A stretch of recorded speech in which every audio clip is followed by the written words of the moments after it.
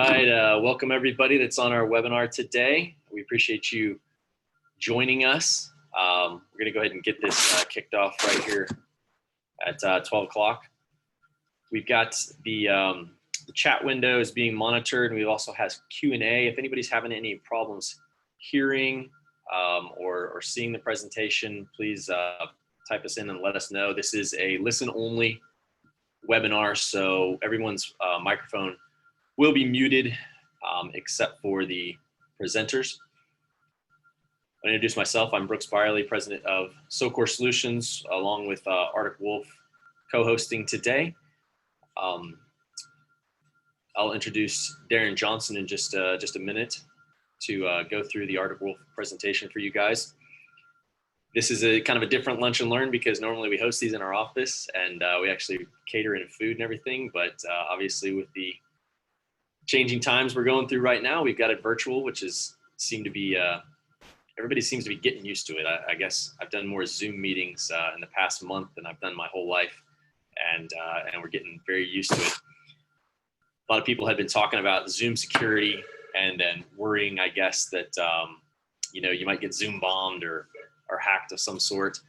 And just to ease anybody's mind that's on this call, we're running the webinar version, which is a little more secure, doesn't allow for Zoom bombing like you might have heard of. Most of those scenarios were new users that didn't really understand the tool. And then also, they talked about Zoom, using servers out of the country and whatnot. That's another option we've got selected, so you guys can be, we're a security call today, so we're keeping it secure. Everything's in US data centers hosted by Zoom, which is good. I think, Darren, if you want to go to the next slide, I wanted to quickly introduce Soccour Solutions in case a lot of you guys on the call might not have heard of us. You might not have heard of Arctic Wolf either, but wanted to introduce us both. So Soccour, we're a value-added IT integrator and solution provider. We've been around for nearly 20 years. Kind of the areas that we focus in are listed here. We partner with some top great vendors, some of the big guys you've heard of, like Oracle and HPE and Amazon and Microsoft. And then also a lot of guys you probably haven't heard of, like Arctic Wolf and things like Clumio and Keminario. But we dive into a lot of areas with our customers. Cybersecurity is going to be what we're talking about today. Threat detection, it's a big topic with everybody working remotely. Keeping things secure. But we've been doing, cloud service and data protection and data storage and enterprise infrastructure and IT automation for years and years and years for customers across the industry of varying sizes, up to the largest oil and gas companies out there to smaller retailers and small city governments, large state governments. So even hospitality and kind of across the map vertically. So this topic today, Arctic Wolf, it affects almost every company out there. Maybe some of the very largest organizations will have these capabilities in-house and not necessarily need this type of solution, but still I think you guys will get a lot out of the presentation today. And again, if questions pop up during the call, just send them in on the Q&A if it's like a technical question about the presentation, or if you have a question about audio visual, something technical, send it in on chat. Either way, we'll answer those as quickly as possible.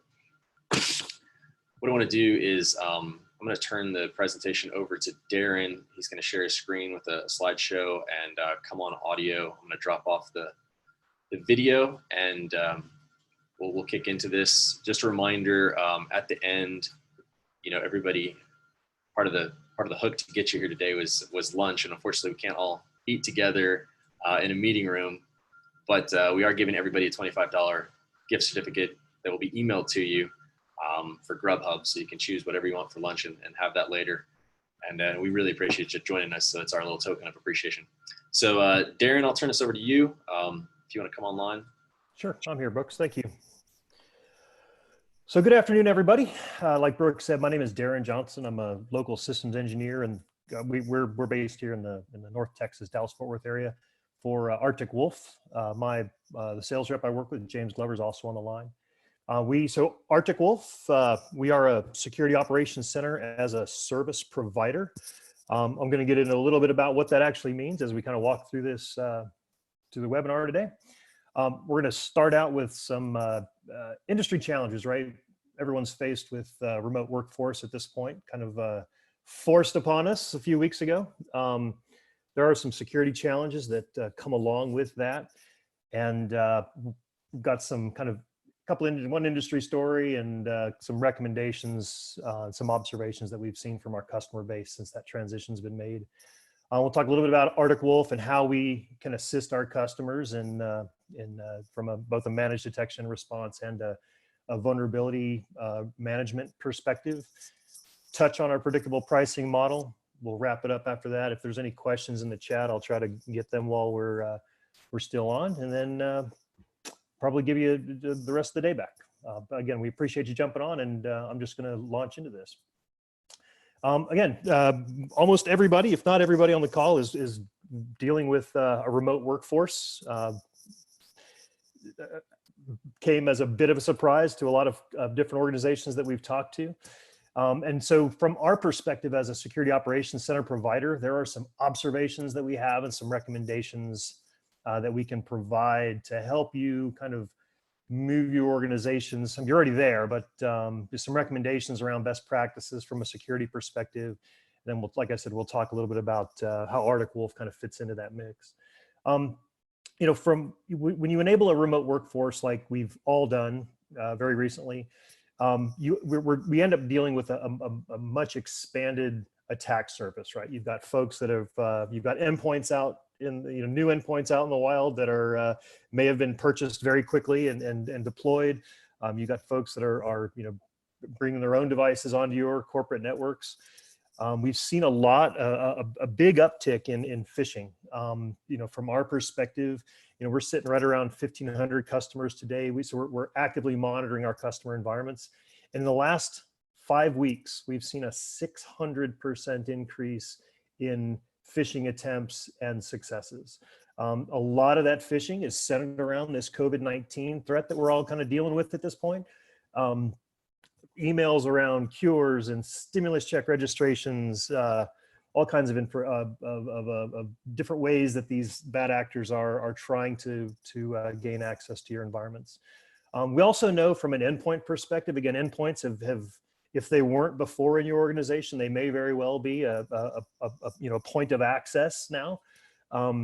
We know that based on some studies out there that less than 50% of the companies that who have remote workforces are doing any kind of endpoint, EDR, any kind of endpoint visibility.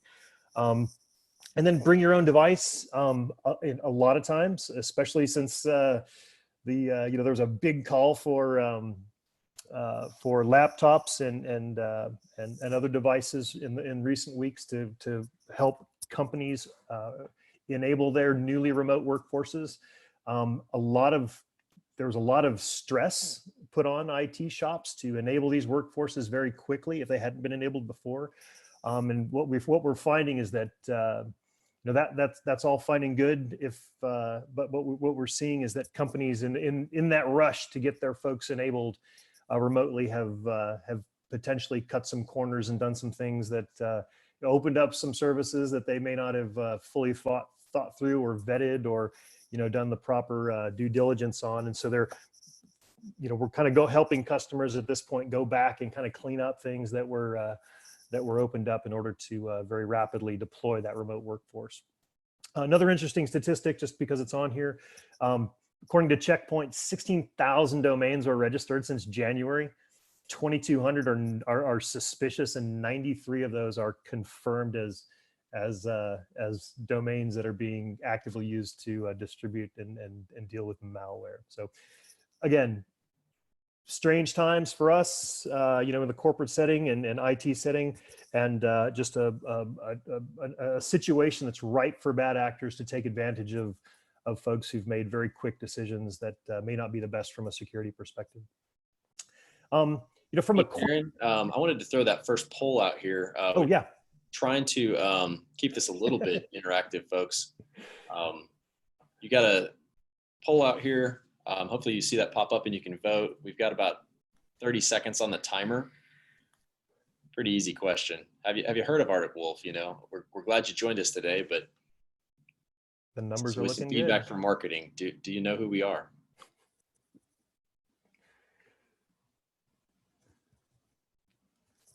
I'll take 76%.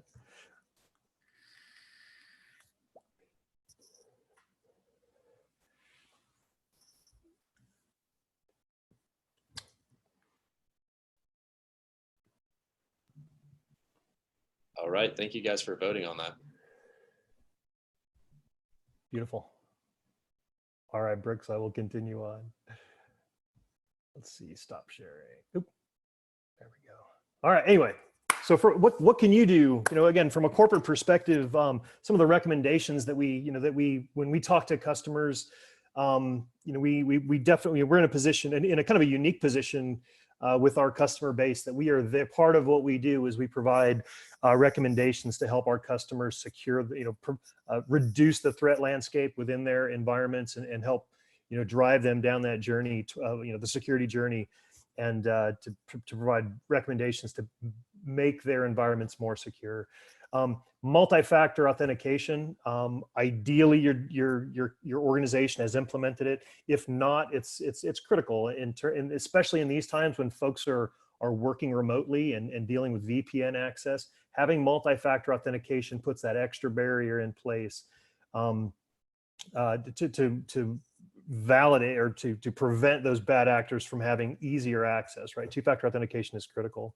Also, from a training perspective, ideally, especially on the phishing side of things, ideally your organizations have implemented some phishing training, whether it's utilizing KnowBe4 or Wombat or some of the other phishing training tools out there. Also, just training on best practices in terms of just working with your IT devices. Password management is a big one also, and we'll catch that on the next slide as well. But password management, we would generally recommend things like don't use the browser-based password management. If you're going to do that, use KeePass or some other specially designed or a specifically designed specialty tool for password management. And from an IT perspective, an IT organization perspective, take your time, make good decisions. Like I mentioned earlier, when we all first got put on lockdown, we kind of, activity level from my perspective kind of slowed down a little bit because the folks that we were working with and our customers were really, really focused on enabling that remote workforce. After a couple of weeks, the remote workforces have been enabled, and now the IT shops are working their way kind of back through to figure out what they actually did to enable that remote workforce in a lot of cases. From our perspective, again, having a lot of visibility into our customers' environments, it's fairly easy for us to identify those, I don't want to call them mistakes, but identify those decisions that were made that may have opened up security concerns, and we can work with our customers to help get those remediated quickly.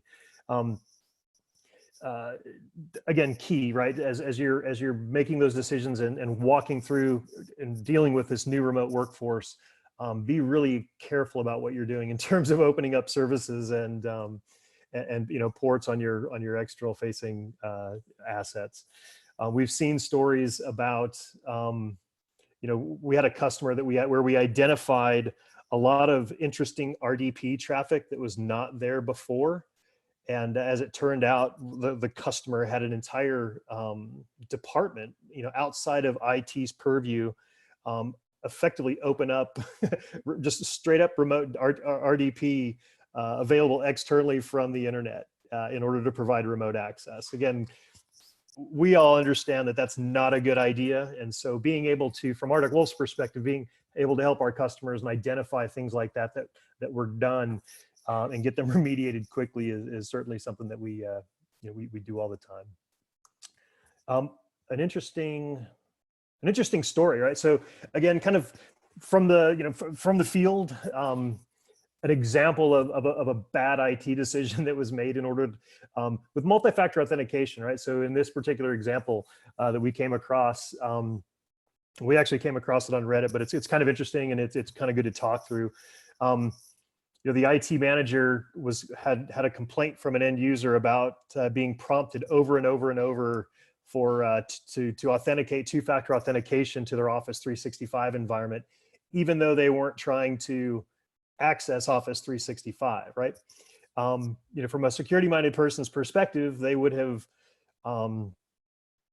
dug a little deeper and tried to figure out why it is that a user who's not trying to access a resource is being prompted for two-factor authentication responses to access that resource. So in this particular case, in order to kind of placate the end user and stop the annoying messages, they just disabled MFA for that particular user, right? At the time, it probably sounded like a great idea. In retrospect, it was a terrible idea, right? So now you've given a bad actor who's working their way through trying to authenticate to via two-factor authentication to access a specific resource. And rather than dealing with that bad actor, what you've done is you've made their job a lot easier by just disabling it, right? So things like that, we see it all the time. A little bit of that is human nature, and just you know, more concerned with remediating the immediate problem versus you know, taking a step back, thinking about what they're doing, and doing it the correct way versus just opening themselves up to security threats.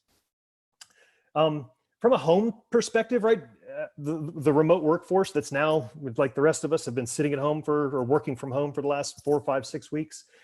There are some recommendations that you can make from an IT organization's perspective to your home users.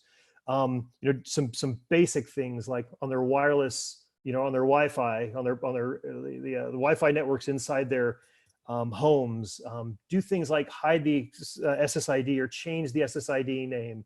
You know, Wi-Fi routers and devices come with, you know, default passwords. We want to make sure that those are changed. Don't use WEP or WPS, right? Those are cracked within seconds in the hands of somebody who knows what they're doing. WPA2, AES 128 or better are better, you know, recommendations that you can make to your home users. Also, password management. I mentioned it a minute ago. Encourage your end users to not store their passwords in browsers.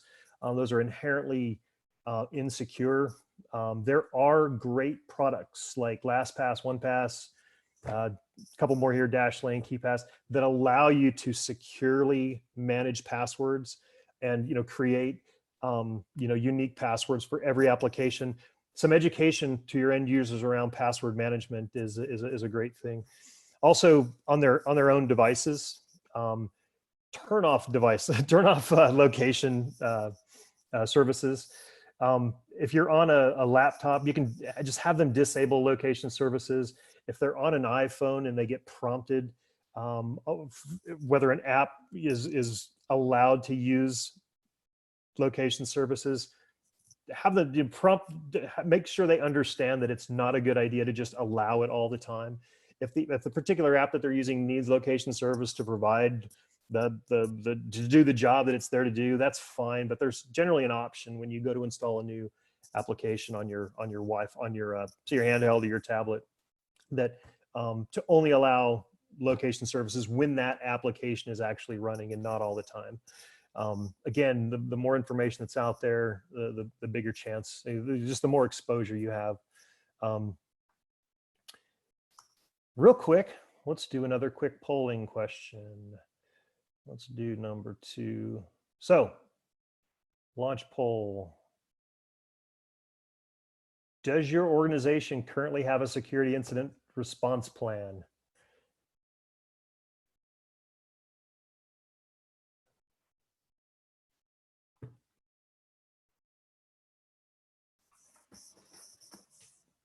Got about 15 more seconds, or about 10 more seconds, and I'll end this. That's good. I don't know if you guys can see the metrics or not, but about 70% of you say yes, which is very encouraging. Those are good numbers. All right, I'm going to end the poll. Share the results. So again, 69%, close to 70% say yes, there is a response plan in place, which is great. All right, let me get rid of this. All right, one quick interesting exercise. If you have never seen this, we're going to throw this in here. It'll take about 2 minutes. But one of the things that you can share with your end users, it's always interesting to know what your internet environment, say at the house, looks like from the outside world. There's a great website called Shodan.io. It's good for a lot of other things too. It's interesting if you've never seen it or aren't familiar with it. I would suggest poking around on there, checking it out. But one of the interesting things that you can do, if you go to Google and you type, "What is my IP address?" it will give you your IP address as it's visible from the internet, right? It'll give you your NATed IP address, your external NATed IP address. If you copy that IP address and you go to Shodan.io and you paste that into the search and click the search button, it's going to tell you, it'll effectively do a very quick vulnerability / port scan. It'll give you a list back of the different services that are and ports that are open and available on your internet connection. Ideally, it says no results found. I think most of the folks that I talk to that are at home on some type of cable modem or internet service that's fairly locked down, we generally see no results found, and that's good. That means that no one from the outside can has access to any, or has zero visibility into what's going on inside your house. On occasion, we do find things like, if you're running a web server in a DMZ or something interesting like that, or if you have a server that's out there or natting, if you've got systems that are exposed to the outside world, the exercise here, number one, lets you know that they are, and also allows you to make decisions on whether that's correct or not. Excellent. Hopefully that was interesting. All right, before I get into Arctic Wolf, let me do one last polling question, and then we'll talk Arctic Wolf specifically, and then we'll be wrapped up. So if I launch this poll, so some of you may or may not know, but does your organization currently have a good security posture?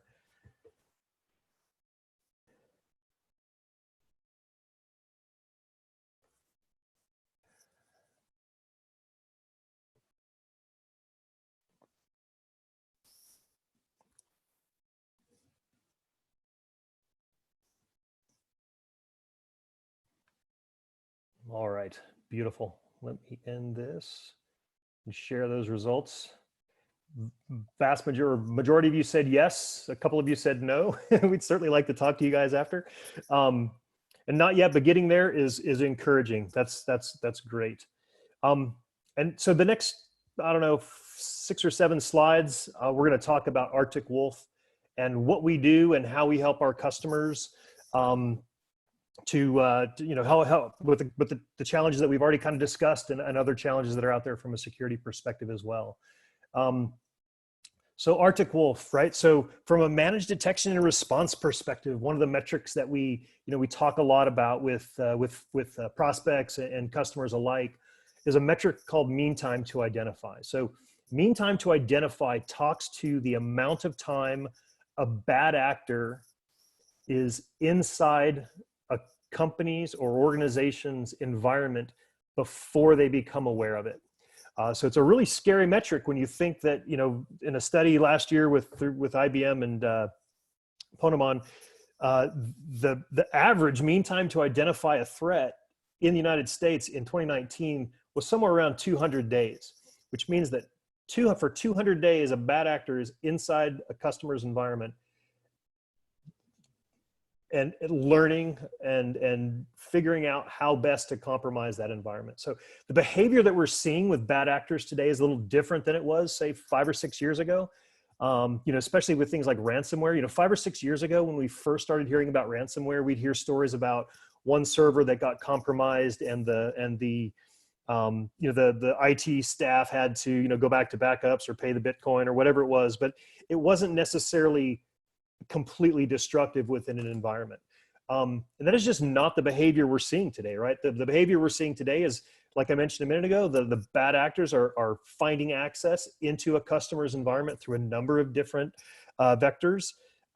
They're sitting in that environment and they're learning. They're learning what are the critical infrastructure hosts, what are your backup hosts, who are your C-level folks, what are your accounts receivable and accounts payable cycles, critical information for the bad actors in order to inflict the most amount of damage. And when we hear about ransomware today, it's not one system. It's, the city of New Orleans is completely locked up on December 13th, or, large ISDs that get locked up in a grand scale, right? It's not one or two systems. It's devastating. Or we hear stories around how accounts receivable or accounts payable payments are diverted to alternate bank routing numbers and just pure theft, right? And that doesn't happen overnight, right? A bad actor doesn't get into an environment and the next day be able to pull off something like that. So the reason I stress mean time to identify, if you can shrink, if you can dramatically reduce the mean time to identify a threat within your organization, you can dramatically reduce the mean time to contain that threat. And you just don't give the bad actors enough time to pull off the stunts that they want to pull off and do some really do some critical damage to your environments. At Arctic Wolf, we have an internal SLA of 5 minutes to identify a threat for our customers, and we've got a 30-minute SLA to respond to that customer with information about what's happening, provide those remediation steps, and then walk that customer through remediating that threat out of their environment before it becomes a newsworthy event, which is, basically what we're in business to avoid, right? Let me continue on here. So we do see a number of fundamental security challenges across our customer base and our prospects as well. Very often the prospect or the organization has done the right thing in terms of security, right? They've deployed best of breed firewalls and endpoint solutions and antivirus and maybe even gone down the path of having a SIM in place doing log aggregation. The challenge with that is that those tools will generally be creating a lot of noise, a lot of alerts. And the challenge with that is that in most cases, a lot of the customers and organizations we're dealing with, they've got a very limited IT staff, right? They don't have a large team of security analysts that are there to be able to monitor their environments, 24 hours a day, 365 days a year.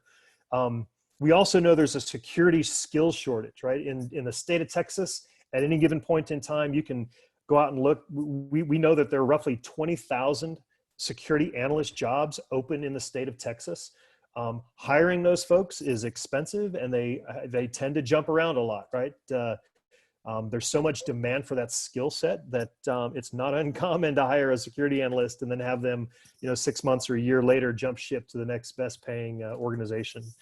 The next challenge is the cost of response time, right? So the longer or the amount of time, if an organization is involved with a compromise, an IT a threat that's been realized within their environment, the amount of time and money and resources it takes to get that threat remediated can be daunting. There's a lot of money, there's a lot of time and energy and money associated with remediation of events that have been out there long enough and have been able to pull off a big, a large scale attack of some type. So again, these challenges, we help our customers address these challenges, and we'll talk through how we do that as we go. So what do we actually do? So if we had to boil it down to 3 bullet points, I know we've got limited time today. Arctic Wolf provides 24/7 coverage for your infrastructure and remote workforce. So we are, collecting a lot of data from our customers' environments. We are monitoring that data in real time, and we are looking for indicators of compromise, indicators of attack, identifying those, running them to ground, making sure we're not dealing with false positives. And then if we find that we are dealing with a legitimate security threat, then we are, we're engaging with our customers very quickly, providing those remediation steps and remediating those threats out of the environment. We also work with our customers. We've got tools in place to help identify new threats as well as new vulnerabilities across a customer's attack surface. And we very quickly respond. There's very much a personalized nature to the service that we provide, and I'll get into that here as we kind of walk through these slides. So what is it that we actually do? So Arctic Wolf, again, Security Operations Center as a service provider. We have two components to our service. We have a component called Managed Risk, which is responsible for internal, external, and host-based vulnerability scanning, reporting, and remediation. Managed Risk, also, part of what we do with Managed Risk is we help our customers to score and rank their environments against things like CIS benchmarks. We like to we can work with our customers across the entire set of CIS benchmarks. We can also tend to focus on the top 20 with a relatively new customer, and then kind of work our way down through that as time goes on. So again, Managed Risk is one of the two core components, which deals with, it's very proactive, right? It happens before an attack. We want to help our customers secure their environment before, any type of incident, make it harder for the bad actors to do their nefarious work. The second component of the Arctic Wolf service is our managed detection and response. So MDR, the MDR component, again, I mentioned we are gathering a lot of data across our customer environments. That data gets pushed up into our platform, into our SOC. We have today we have two security operations centers that operate 24/7. We have one in Provo, Utah. The other is up in Waterloo, which is just outside of Toronto, Canada. Again, those security operations centers are staffed with, SANS 500 or better security analysts. They're very much, I would consider them very tactical in nature. They are operating in real time. They're monitoring our customer environments, identifying those threats, validating that we're dealing with a true threat and not a false positive. And then if we identify that threat, again, we're working with our customers to provide those remediation steps and get that threat out of their environment before it becomes an issue. Yeah, and we do operate under SOC 2 Type 2 if that's of interest. We also operate under ISO 27001. We've got some GDPR, Privacy Shield compliant certificates that we operate under as well. One of the things that we focus on, and I probably don't mention this too much in these slides, is helping our customers to meet audit requirements. So if we work a lot with folks in, as an example, like in healthcare and in financial and manufacturing, and there are a lot of different, HIPAA as an example. Every hospital or medical organization has a HIPAA audit every year, and some of the artifacts that need to be presented to those auditors are what we do on a daily basis. So we've got, if you're no matter what the compliance requirement is in your organization, some component of that compliance requirement will be related to IT security and network monitoring and log aggregation. We help our customers check all of those boxes.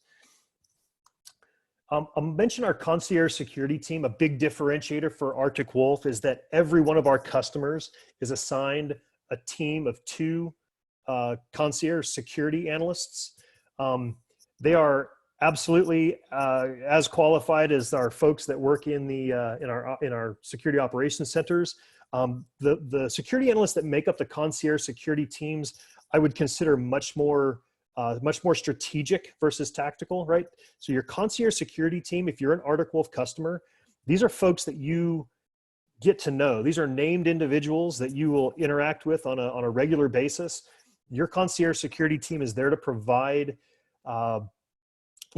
consultative security services. They're there to provide recommendations, like I mentioned earlier, around things like multi-factor authentication, firewall tuning.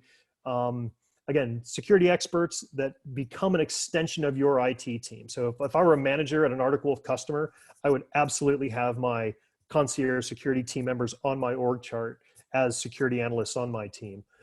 Again, there's very much a personalized nature to the service that we provide, and our concierge security teams are the face of Arctic Wolf as it relates to interaction with our customers.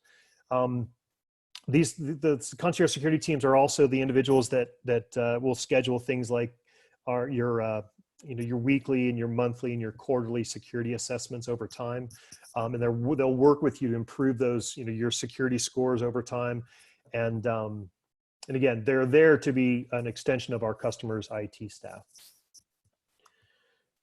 So let's talk a little bit about managed detection and response and how we go about collecting that data, right? So I mentioned earlier, you can imagine that we are collecting a lot of data from across our customers' infrastructures, and we're using that data to correlate information and correlate events across their environments.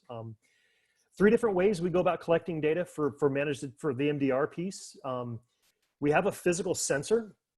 I'll talk in general terms here. In most cases, we will deploy a physical sensor at our customer's internet egress points. If there are multiples, obviously we're deploying multiple sensors. That physical sensor is responsible for a number of things. It's responsible for capturing flow data coming in and out of our customers' internet egress points. That physical sensor also becomes a point of log aggregation for the different log sources within our customer environments. We want to have visibility into things like firewall logs and IDS, IPS logs, DNS logs. We closely monitor Active Directory and behavior within Active Directory, what's happening with privileged groups, and adding, and we're keeping a close eye on things like adding new members to privileged groups or any kind of privileged account escalations. Watching email logs, wireless access point logs. A typical Arctic Wolf customer is sending us somewhere between 40 and 50 different log sources. We capture that data that flows through our sensor, whether it's flow data or log data, gets sent to our ISOC via an IPsec tunnel that gets created between the sensor and our ISOC. The second way we go about collecting data for managed detection and response is through an agent. We have a very lightweight agent. I know every vendor says that, but ours really is. It's a very lightweight agent that we would have you install on your endpoints.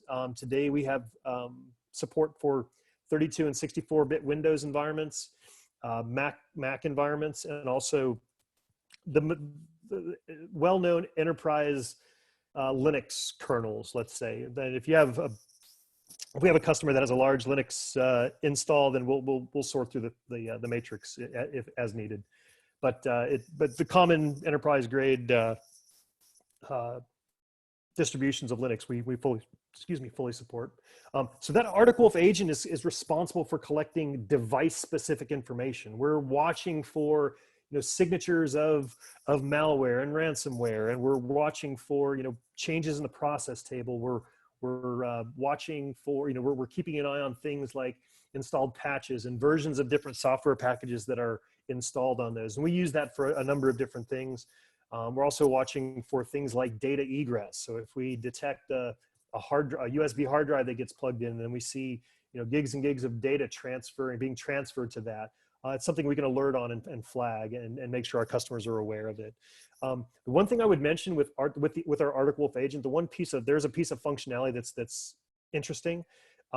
We have the ability, if we recognize, if a customer has installed our agent on endpoints, and on one of those endpoints we recognize something like malware or command and control traffic, something nefarious going on that endpoint device, we have the capability from our security operations center, the security analysts that are working there and who found that vulnerability or found that threat, they have the ability to contain that device. So effectively take that device off the network to prevent east-west spread of whatever we're blocking for. So it's a feature. It's something that comes along with, again, being an Arctic Wolf customer and operating with the agents installed on the endpoints. The third way we go about collecting data from our customers' environments is through our cloud connectors. So we have a lot of customers that are utilizing things like Office 365 and G Suite for email and documents, Salesforce. We have the capability based on the cloud connectors that we've built to pull security relevant information out of those environments and push them into our ISOC to be monitored. We also have support for, if a customer or prospect has compute environments in either Azure or AWS, we can monitor those environments as well. Okta, so there are other security related tools, Okta for like multi-factor authentication, Webroot, Cisco Umbrella on the DNS side, Cylance. We've got a few named here. Again, other environments or other tools that our customers have potentially deployed that we can pull security relevant information from based on our cloud connectors. So what we want from an Arctic Wolf perspective, we want as much visibility and as many data points from within our customers' environments as possible. The more data points we have, the better job we can do of correlating events and validating that what we're dealing with on in the example of a particular event is indeed a validated security incident and not a false positive, right? The challenge with a lot of the tools that are out there in play today, and especially if a company or an organization doesn't have 24-hour monitoring or somebody like Arctic Wolf monitoring their environment, is that those devices create a lot of noise and they also create a lot of false positives. So from Arctic Wolf's perspective, our job is to sort through those false positives, do that work that oftentimes the customer just doesn't have the resources to do.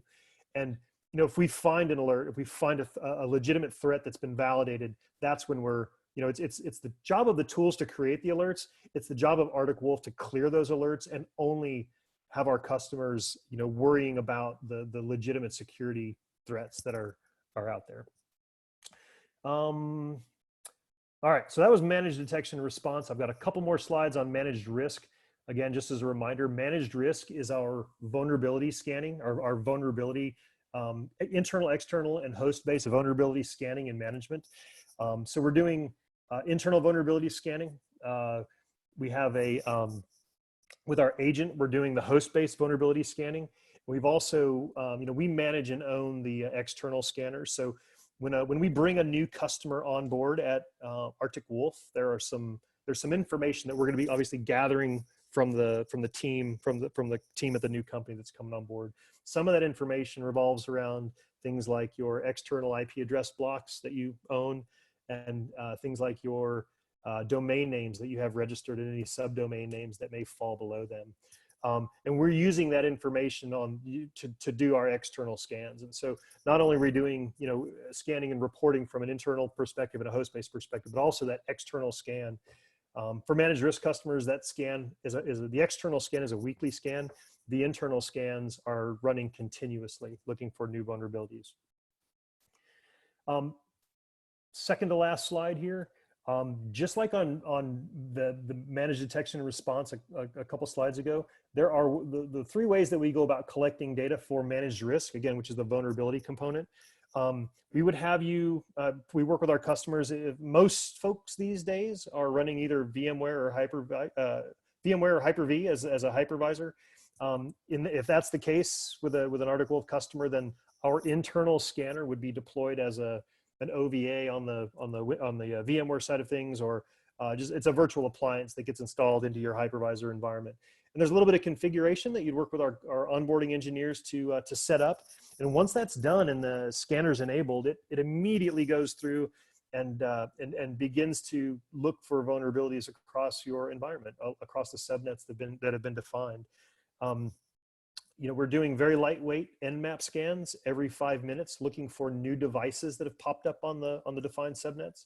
Once we've built that list of assets through the lightweight Nmap scans, we then go back through that list and we do deeper vulnerability scanning across the different devices in your environment. Again, internal, there's a scanner that we would install.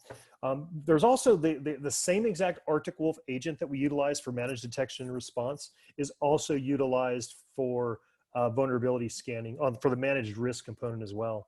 We're looking for known vulnerabilities based on software packages and versions, patch levels, ports that are open. We're also doing configuration benchmarks. So one of the things that managed risk does for our customers' environments is that it's doing with the results of the scanning, it's it's comparing those results against the CIS benchmarks, and providing you a score and helping customers identify which of those CIS benchmarks are not being followed. Or I would imagine everyone on the call here is aware of the CIS and the Computer Institute for Security, and the different benchmarks that they have established out there.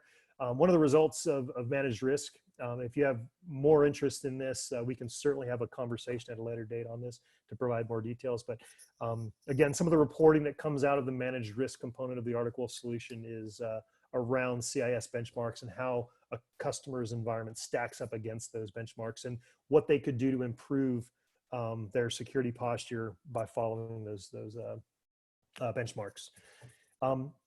The third way we go about collecting data is that external scanner. So again, we're doing vulnerability scanning against your external facing IT resources. One of the interesting things that we do with external scanning is a component called account takeover. It's listed here. The rest of them are fairly self-explanatory, but the account takeover is interesting. So in every organization, one of the things that you need to worry about in every organization are your employees using corporate credentials to sign up for things, for third-party things. So as an example, if you have traveling sales folks in your organization, it may not be uncommon, or may not be, there's a high likelihood that they may have used their corporate email address to sign up for something like a hotel loyalty program. And because of human nature being what it is, there's a high likelihood that that individual who used their corporate email to sign up for that third-party loyalty plan very well may have used their corporate password as well. Let's take that a step further, and let's take the example of a large hotel chain that was just recently compromised, and a lot of loyalty program or loyalty program personal information is now available out of the dark web.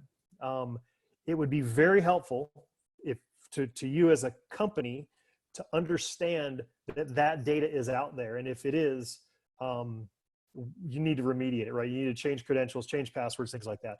Our account takeover prevention feature does just that. So we're taking what we learned from our customer environments, and we're comparing that information against what is known to be available out of the dark web.